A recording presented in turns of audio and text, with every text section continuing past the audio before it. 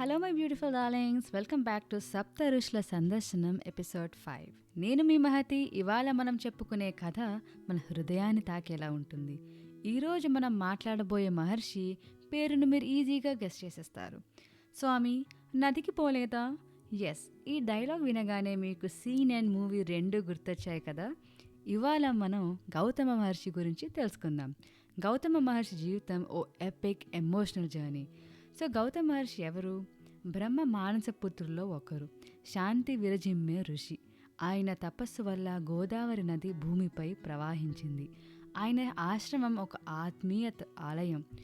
ఆశ్రమంకి ఎవరొచ్చినా అన్నం ఎప్పుడూ సిద్ధం, ఫ్రీగా భోజనం పెట్టేవారు. ఆయన తపస్సు వల్ల పంటలు వేగంగా పండేవి. ప్రకృతికి దగ్గరగా జీవించమన్న వ్యక్తిగత సందేశం. ఆయన కింద అనేక మంది శిష్యులు ఉండేవారు. శిష్యులలో రామలక్ష్మణులు కూడా ఉన్నారు. అరణ్యవాసంలో భాగంగా గౌతముని ఆశ్రమాన్ని సందర్శించారు.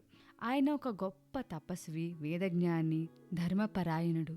వేదోపదేశంలో, అగ్నిహోత్రంలో, జీవకారుణ్యంలో నిపుణుడు. శతానంద మహర్షి గౌతమ కుమారుడు. శతానందుడు ఒక గొప్ప పండితుడు, ఋషి మరియు మిథిలరాజ జనకుని పురోహితుడు. సీతా కళ్యాణంలో రాముడికి ఆయన వేదోపదేశం, ధర్మబోధన చేసిన సంఘటనలు చాలా ప్రసిద్ధం. అహల్య. ఆమె పేరు వినగానే మనకు ఆమె శాపం గుర్తొస్తుంది. అహల్య బ్రహ్మ సృష్టించిన ఓ అపురూప సుందరి. అహల్య శాంతి స్వరూపిణి. గౌతముడు ఆమెను పెళ్లి చేసుకున్నాడు. ఇద్దరూ కలిసి ఆశ్రమాన్ని నిర్మించారు. ఆ ఆశ్రమం ప్రేమ, ధర్మం, తపస్సుతో నిండిన మౌనాలయం. కానీ సత్యం, శుద్ధి, శాంతి నిండిన ఈ జీవితంలోకి ఇంద్రుడు ప్రవేశించాడు. ఈ కథలో ట్విస్ట్ వచ్చింది ఇక్కడే. సాక్షాత్తు దేవేంద్రుడు ఆమె అందానికి లొంగిపోయాడు. ఒకరోజు గౌతముడు తపస్సులో ఉండగా ఇంద్రుడు గౌతముని రూపంలో వచ్చి ఆమెను మాయ చేశాడు. అహల్య ఏమి జరుగుతుందో అర్థం చేసుకునే లోపే ఆమె జీవితం మారిపోయింది.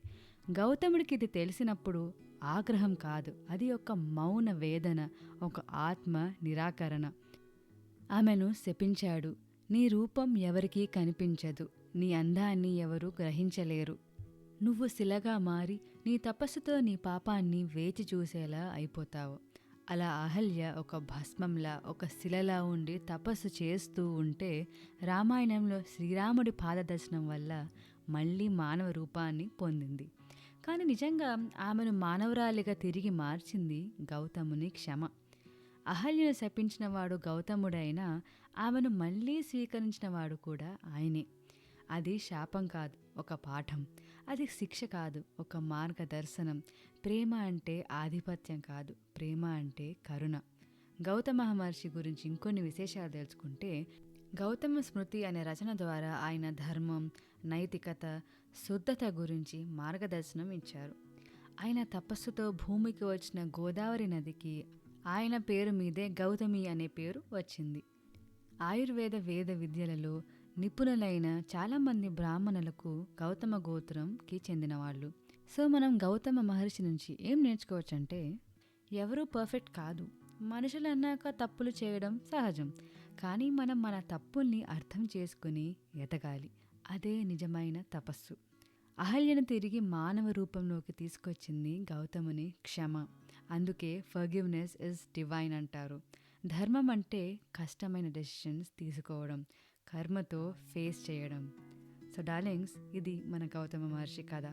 Forgiveness is the most divine emotion of all అని తెలియజేసే కథ.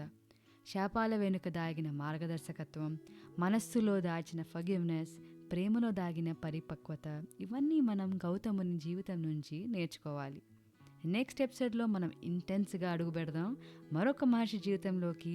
కోపం, సరస్వతి ప్రవాహం, శివుని అనుగ్రహం కలిసిన అద్వితీయ కథలోకి. You've been listening to your girl Mahati. Podcast updates కోసం follow me on Instagram. Details అన్ని నా బయోలో ఉంటాయి. స్పాటిఫైతో పాటు యూట్యూబ్లో కూడా మీరు ఇవి వినొచ్చు. మస్తీ విత్ మహతి అని సెర్చ్ చేస్తే వస్తుంది. అప్పటి వరకు stay tuned. Until next time, just chill, stay cool and be crazy.